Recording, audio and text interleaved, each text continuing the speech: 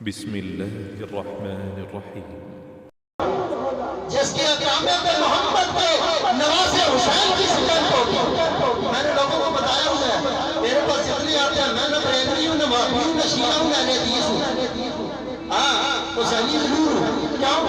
حسین بھی سیاسی ہے، علی بھی سیاسی ہے، فاطمہ بھی صحابیہ ہے.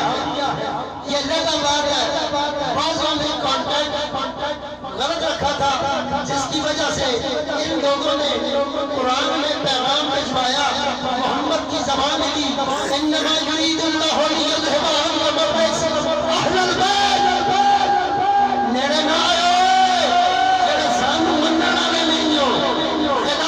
اجازت پلیتی کن اہل بیت کے قریب آ نہیں سکتا. ترجمہ کرنے والوں نے ترجمہ ٹھیک نہیں کیا. وہ کہتے ہیں کہ انما یرید اللہ لیذھب عنکم الرجس اہل البیت، ان سے پلیتی کو دور. اور چلو بھی مان لو ان سے پہلا سے تھی بات ہوتے ہو بڑی مہربانی. ان سے یعنی ان کے قریب پلیتی نہیں آ سکتی.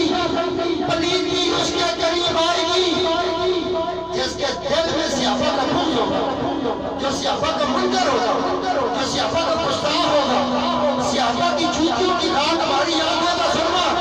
ہمیں عمر بن خطاب رضی اللہ تعالیٰ عنہ نے حسین کی غلامی سکھائی ہے. انہوں نے کہا میرا پتر پاوے ہوئے اسی 500,000 ٹیکلا نہ سکنے اپنے پترے نہ نہیں بچائے. حسین کی طرف پیو نہ گیا، حسین کے ایمان نہ گیا، حسین کے اندازہ نہ گیا، حسین کے وعدہ نہ گیا. زندہ باد، زندہ باد، زندہ باد، مردہ باد. امن کا پیغام، امن کا پیغام، امن کا پیغام، امن کا پیغام. یہ فرقہ بندی کی دکانوں پہ تمہیں بریلوی ملے گا، وہابی ملے گا، شیعہ ملے گا، اہل حدیث ملے گا، صحابہ کے گستاخ ملیں گے، غوث پاک کی گستاخی کرنے والے ملیں گے، تمہیں ازواج رسول پر دار کام کرنے والے ملیں گے. لیکن یہ بات ڈھکی چھپی نہیں. ہم صحابہ کے بھی غلام ہیں، اہل بیت کے بھی نوکر ہیں، مصطفیٰ کے در کا بھی بیماری ہے، توحید کے بھی لوٹے ہیں. لیکن مسلک کا بیماری نہیں، حسین کے در کے اداکار ہیں.